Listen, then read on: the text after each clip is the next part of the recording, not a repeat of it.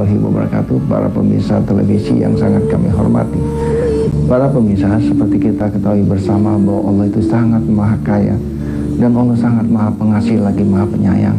Di dalam rangka memberikan kasih sayangnya kepada semua ciptaannya di alam jagat raya ini, dan khususnya kepada bangsa manusia, apabila manusia tersebut mengalami sakit, maka Allah memberikan dua pilihan, yaitu satu menurut saya adalah logika pikir manusia, yaitu dengan cara pengobatan medis atau dengan cara pengobatan alternatif jamu, atau dengan jarum suntik, atau dengan dipijat, atau mungkin bisa juga dengan dibekam dan sebagainya. Nah, ada juga Allah memberikan jalur alternatif lain, yaitu pengobatan dengan logika ilahi yang disebut dengan kekuatan doa. Nah, disinilah Power of Soul memposisikan dirinya. Karena itu di dalam pengobatannya, Power of Soul tidak menggunakan obat, tidak menggunakan jamu, tidak menggunakan jarum suntik, tidak juga menggunakan bantuan-bantuan jin, tidak menggunakan ayat-ayat atau tulisan-tulisan dari agama-agama tertentu, sehingga bebas dari unsur musyrik dalam rangka memaksimalkan pemahaman tentang Power of Soul kepada seluruh masyarakat. Maka saya mencoba untuk menulis dua buah buku. Yang pertama, buku tersebut berjudul Power of Soul Seorang Penyembuh, dan yang kedua saya juga menulis buku yang berjudul Sholat untuk Memperbesar Periuk Rezeki. Nah, di kedua buku inilah terletak apa dan bagaimana pengobatan Power of Soul, dan kenapa kok pengobatan ini memposisikan dirinya pada logika ilahi atau kekuatan doa.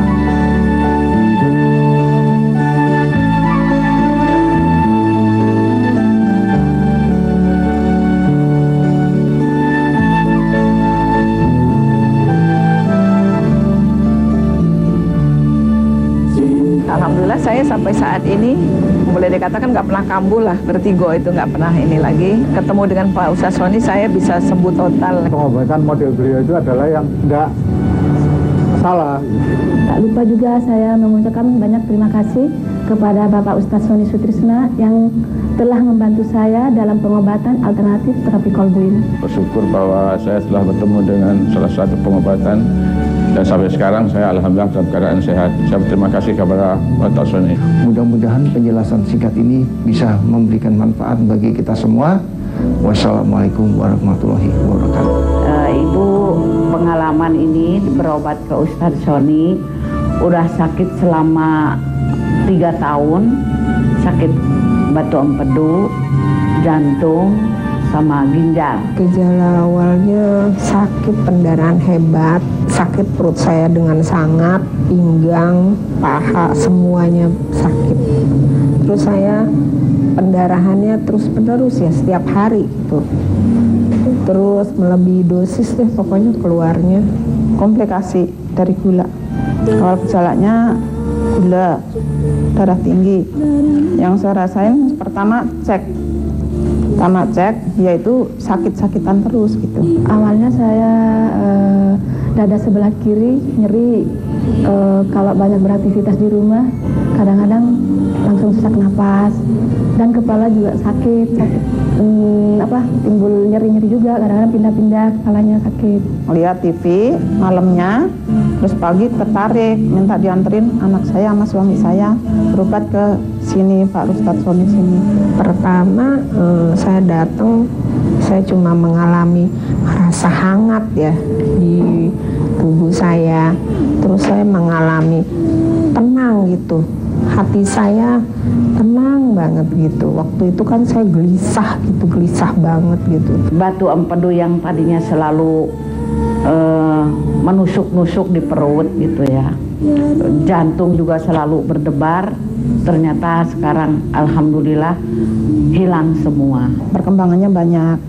Kedua kalinya lebih enteng lagi, ketiga kalinya sembuh. Karena saya sudah sembuh dan saya bersyukur sama Allah udah menyembuhkan saya melalui tangan Ustadz Sony. Saya berterima kasih juga sama Ustadz Sony. Kalau nggak ketemu dia, mungkin saya nggak tahu ya ada di mana. Saya pokoknya seneng banget deh. Saya sekarang bisa menjalani aktivitas tugas saya sehari-hari, setiap hari. Terima kasih atas bantuannya Bapak Ustadz Sony Sutrisna. Saya udah diobatin, udah bisa sembuh. Saya mengucapkan syukur alhamdulillah kepada Allah Subhanahu wa taala yang telah menyembuhkan saya. Akhirnya sekarang saya tidak nyeri, tidak minum obat, dan tidak sesak lagi. Terima kasih kepada Ustadz Sony karena saya sudah normal gitu. Kalau umpamanya ada teman-teman yang sakitnya seperti ibu gitu loh, silahkan datang ke Ustadz Sony, tinggal mencatat nomor telepon dan alamatnya di Rawamangun ini.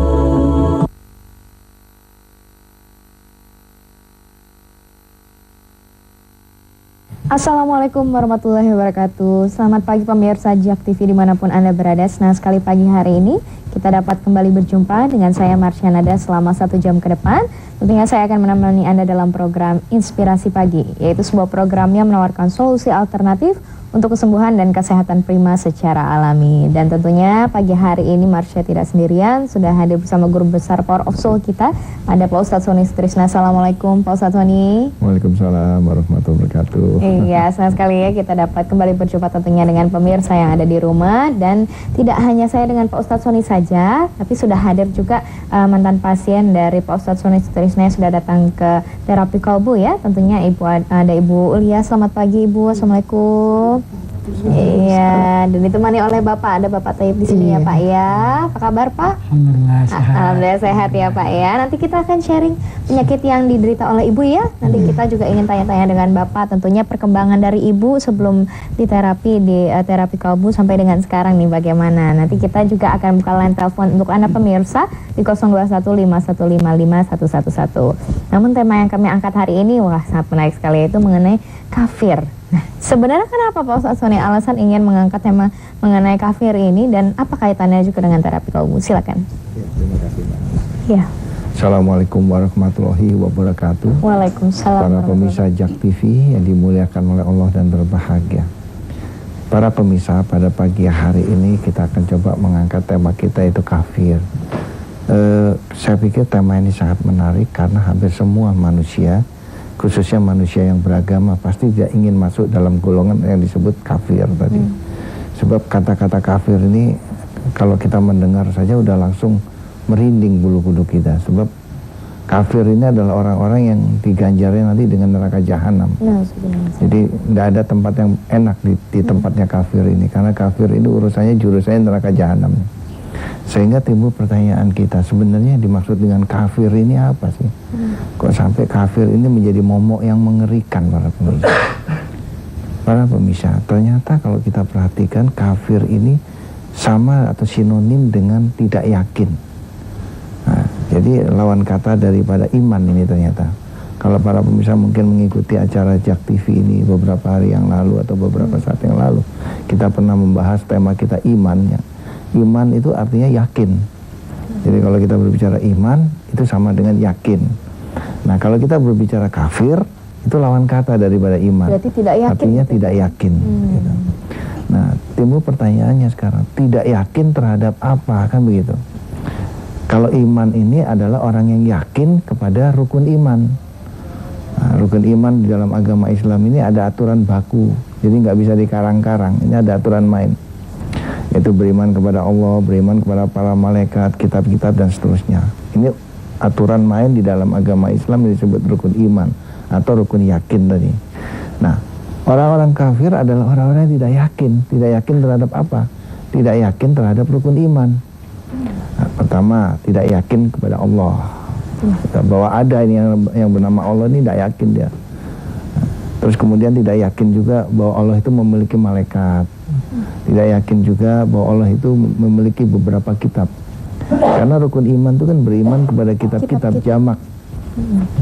Nah orang-orang kafir ini adalah orang-orang yang tidak yakin ya, terhadap Allah, terhadap malaikat, terhadap kitab-kitab, terhadap para nabi, terhadap takdir baik buruk, terhadap hari akhir. Jadi orang-orang kafir ini maunya nyeleneh sendiri saja.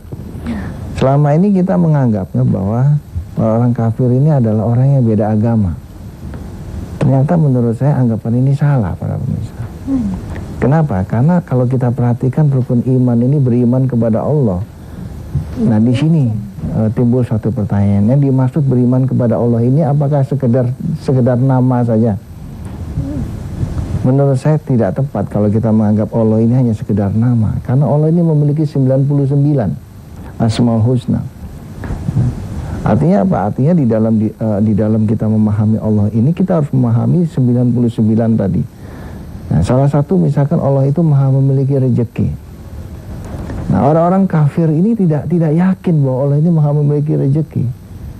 Akhirnya apa? Ini mohon maaf sekali lagi.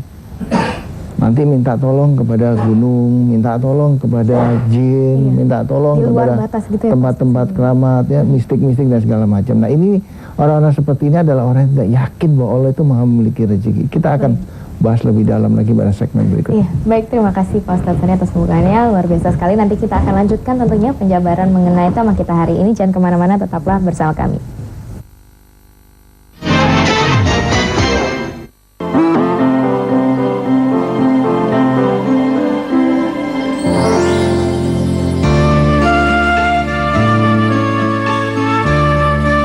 Assalamualaikum warahmatullahi wabarakatuh. Di dalam rangka memberikan kasih sayangnya kepada semua ciptaannya di alam jagat raya ini, maka Allah memberikan dua pilihan, yaitu satu dengan cara pengobatan medis. Nah, ada juga Allah memberikan jalur alternatif lain, yaitu pengobatan dengan logika ilahi. Nah, di kedua buku inilah terletak apa dan bagaimana pengobatan power of soul, dan kenapa kok pengobatan ini memposisikan dirinya pada logika ilahi atau kekuatan doa. Bersyukur bahwa saya telah bertemu dengan salah satu pengobatan, dan sampai sekarang saya alhamdulillah dalam keadaan sehat. Terima kasih banyak kepada Ustadz Sony yang telah memberikan pengobatan kami. Wassalamualaikum warahmatullahi wabarakatuh.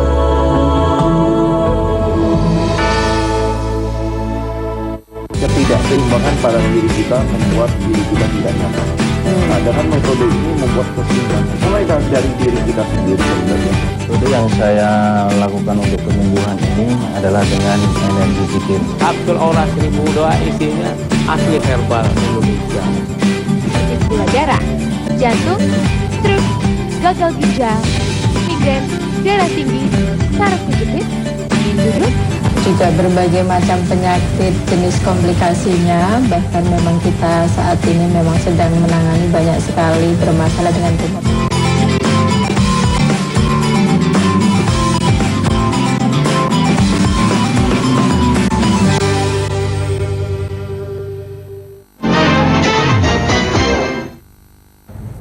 Ya, pemirsa, kembali lagi bersama kami dalam Inspirasi Pagi. Bagi Anda yang datang langsung ke Terapi Kolbu, silakan catat alamatnya ya, tertera di layar kaca Anda. Ada di Jalan Utan Kayu Raya nomor 24 Jakarta Timur dengan nomor telepon di 0218582029 atau di 0218500413. Dan alhamdulillah sekali ya, Pak Ustadz Sony sudah mengeluarkan 2 buah buku yang telah hadir di toko-toko buku besar di seluruh Indonesia. Pemirsa, bisa Anda cari juga bukunya ini. Yang pertama adalah Power of Soul, doa seorang penyembuh, dan yang satu lagi berjudul Sholat untuk Memperbesar Periuk Rezeki. Nah, tadi juga sudah disampaikan oleh Pak Ustadz Sony sedikit ya Pak, bahwa kita sebenarnya memang ada 99 Asmaul Husna, namun kita kadang salah artikan gitu dari arti-arti tersebut. Nah, seperti tadi yang disebutkan juga sampai kita menstigma orang-orang yang di luar dari agama kita, di luar dari suku kita adalah orang-orang kafir. Nah, bagaimana itu Pak Ustadz Sony? Ya, saya pikir satu pertanyaan yang sangat baik ya Mbak Masya. Ini kita harus meluruskan bahwa ternyata yang disebut kafir itu bukan karena beda nama agama. Ya, banyak juga orang-orang yang beragama dengan baik ya, di luar nama Islam itu sendiri. Contoh misalkan Nabi Musa, Nabi Ibrahim itu agamanya bukan Islam, tapi kan mereka juga baik ya. Artinya bahwa pemahaman kafir ini bukan di beda nama agama, tapi di kelakuannya itu, di perbuatannya itu. Betul. Para pemirsa Jak TV yang berbahagia, kalau kita perhatikan rukun iman ini kan kita beriman kepada Allah. Artinya kita harus yakin bahwa Allah itu ada. Nah, orang-orang kafir adalah orang yang tidak yakin bahwa Allah itu ada. Nah, Allah dalam arti kata bukan hanya sekedar nama, tapi Allah dalam arti kata Asmaul Husnanya tadi yang 99. Tadi di awal kita telah bahas bahwa orang-orang kafir adalah orang-orang yang tidak percaya bahwa Allah itu salah satunya adalah maha memiliki rezeki. Sehingga dalam rangka mencari rezeki, orang-orang kafir ini biasanya dia akan menuhankan gunung, menuhankan benda-benda keramat. Menurut saya inilah orang-orang yang tidak percaya bahwa Allah maha memiliki rezeki, dan orang-orang seperti inilah yang disebut kafir. Nah, saya ambil contoh lagi, misalkan salah satu contoh, katakanlah seorang pejabat. Ya, seorang pejabat sudah mendapat dudukan yang sangat baik, dipercaya di negeri ini. Ya, bahwa Allah itu sangat maha memiliki rezeki. Tapi coba lihat, dengan kemampuannya dia gunakan keserakahannya. Dia ambil itu semua hak rakyat. Nah, orang-orang yang serakah, dia tidak percaya lagi bahwa Allah itu maha memiliki rezeki. Dia ambil itu hak rakyat. Nah, artinya apa? Artinya dia tidak percaya bahwa Allah itu ada dan Allah itu maha memiliki rezeki. Nah, inilah pemahaman kafir menurut saya. Jadi pemahaman kafir ini lebih banyak pada kerusakan sebuah hati, para pemirsa. Orang-orang yang hatinya rusak, ini menurut saya dialah orang-orang kafir. Entah nama agamanya apa, selama hatinya rusak, dialah orang kafir. Dan mudah-mudahan pada pagi hari ini, sebentar lagi kan kita mau menjalankan pemilu 2014. Mudah-mudahan kita dalam rangka kita mencari seorang pemimpin, kita harus hati-hati. Jangan sampai kita mendapatkan pemimpin yang kafir, tapi berkedok nama agama. Karena kafir letaknya bukan di perbedaan atau di nama agama, tapi kafir letaknya ada di sebuah hati. Nah, orang-orang kafir, orang-orang serakah, orang-orang tidak memahami bahwa Allah itu memiliki rezeki, bahwa Allah itu maha menyembuhkan, dia biasanya akan menuhankan segala macam cara. Di dalam sepak terjangnya biasanya tidak ada lagi yang namanya nurani, dan tidak ada lagi yang namanya empati. Biasanya orang-orang kafirnya adalah orang-orang yang cuek, tidak peduli dengan apa yang dia pimpinnya. Mudah-mudahan pemahaman kafir ini bisa memberikan ilustrasi kepada kita para pemirsa. Karena jangan sampai kita nanti di yaumul akhir kita merasa bahwa diri kita tidak kafir, tapi kita masuk dalam golongan kafir karena kita tidak percaya bahwa Allah itu maha memiliki rezeki, karena kita tidak percaya bahwa Allah itu maha menyembuhkan. Banyak orang yang tidak percaya bahwa Allah maha menyembuhkan, akhirnya minta kesembuhannya aneh-aneh. Datang ke dukun-dukun, nanti ada tulisan-tulisan dimasukkan ke air, diaduk, diminum. Naudzubillahi min dzalik. Orang-orang seperti ini menurut saya adalah orang kafir yang tidak percaya bahwa Allah itu maha menyembuhkan. Nah, disinilah kira-kira menurut saya yang disebut kafir itu bukan hanya dia tidak percaya bahwa Allah itu bernama Allah, tapi orang-orang kafir adalah orang yang tidak percaya terhadap 99 Asmaul Husna, bahwa salah satunya Allah maha memiliki rezeki dan Allah maha menyembuhkan. Terima kasih banyak Pak Ustadz Sony, sungguh menginspirasi tentunya ya, dan membuka pikiran kita semua bagaimana pentingnya sebuah hati yang bersih tadi, tentunya agar kita terhindar dari yang namanya menjadi orang yang kafir tadi. Nauzubillah min dzalik. Oke, baik, nanti kita akan buka line telepon untuk Anda tentunya pemirsa di 0215155111. Dan sebelumnya Marsha ingin tanya-tanya dulu sama Ibu Ulia ya Bu ya. Boleh sharing di sini ya Bu ya. Nah, sebelumnya Ibu tentunya menderita suatu penyakit ya Ibu ya. Nah, boleh di-sharing itu sakit apa dan sudah berapa lama Ibu rasakan? Saya sakitnya diabetes. Diabetes, oke, gula ya. Itu berapa lama Ibu? Sudah 17 tahun. 17 tahun, oke. Itu kondisinya naik turun atau bagaimana memang? Naik turun. Oh, naik turun. Paling tinggi berapa masih ingat Ibu kalau boleh tahu? 300 pertamanya. Oke, 300. Apa yang gejala-gejala yang Ibu rasakan? Gatal-gatal seperti badan gatal-gatal. Oh, ada bintik, ada bintis-bintis gitu. Oh, gitu ya, bentol-bentol gitu ya Ibu ya. Iya, bentol-bentol ya. Kayak bintik-bintik gitu ya? Oh, bintik-bintik halus. Seperti biang keringat. Oke, baik. Nah, itu memang dirasa itu setiap hari itu? Untuk iya, sebelum dikasih obat itu ada di belakang, di punggung. Terus dikasih sama dokter obat.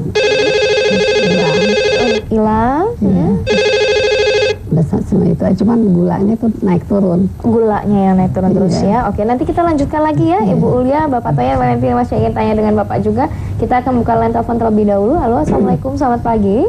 Halo, Assalamualaikum. Waalaikumsalam warahmatullahi wabarakatuh. Dari Bapak siapa di mana Pak? Dari Jo di Manado. Iya, baik. Silakan Bapak, apa keluhannya? Silakan. Gini, bukan saya sih, tapi ibu saya gitu. Mohon maaf, volume suara boleh diperbesar Bapak? Halo? Iya, silakan. Teleponnya untuk mendengarkannya lewat telepon saja ya Pak ya, TV-nya. Iya, oke. Ya, makasih. Assalamualaikum Pak Ustadz. Waalaikumsalam warahmatullahi wabarakatuh. Bapak, selamat pagi. Silakan Pak. Gini, ini bukan saya sih, tapi orang tua saya, tepatnya ibu saya gitu. Udah beberapa tahun ini sakit kepalanya nggak bisa hilang gitu. Itu kenapa sih Pak Ustadz?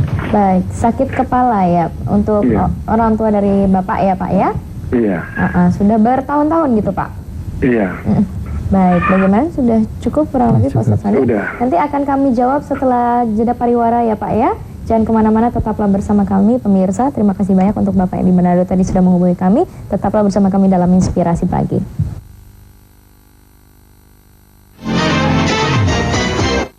Gua seperti ini dibuat untuk rumah Loma Skywalker yang terkenal. Nama Danau Tengkorak mungkin agak menyeramkan ya. Jika cerita yang berkembang tentang pulau ini berbau mistik dan tahayul. Ini mau detail ceritanya, langsung aja kita lihat sama-sama. Harga untuk mendapatkan babysitter atau nanny berkualitas sangatlah tinggi. Harlem Shake, video yang menjadi sangat terkenal di situs YouTube. Siapin banyak banget berita-berita yang unik, yang menarik, dan juga yang luar biasa keren banget buat kamu.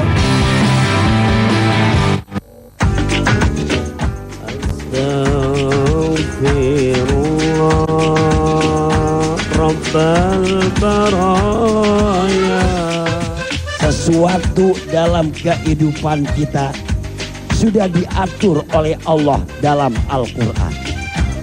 Yang paling tahu spare part manusia adalah Allah yang menciptakan kita. Inna Allaha wa malaikatahu yusalluna 'alan nabi. Dari Pondok Aren langsung ke Bali Matraman, bukan hanya keren pun hatinya beriman. Dikerjakan mendapatkan pahala, tidak dikerjakan melakukan dosa ya. Yang haram berarti segala sesuatu yang harus dijauhkan supaya terhindar dari dosa. Untuk puasa Senin Kamis tuh aku lebih ditingkatkan sama puasa Daud. Jangan kemana-mana ya. Menetap pergi lagi pas saya itu Bapak pokoknya bareng nyonya ke luar negeri. Artinya hanya di Suara Negeri.